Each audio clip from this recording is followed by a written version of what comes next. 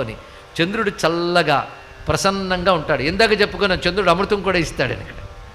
కనుక స్వామి ఒక కన్నుతో మన దోషాలు దగ్ధం చేస్తాడు, రెండవ కంటితో జ్ఞానం ఇస్తాడు, మూడవ కంటితో ఆనందాన్ని శాంతిని ప్రసాదిస్తాడు. ఇప్పుడు చెప్పండి, మనకి ఏ కన్ను కావాలి?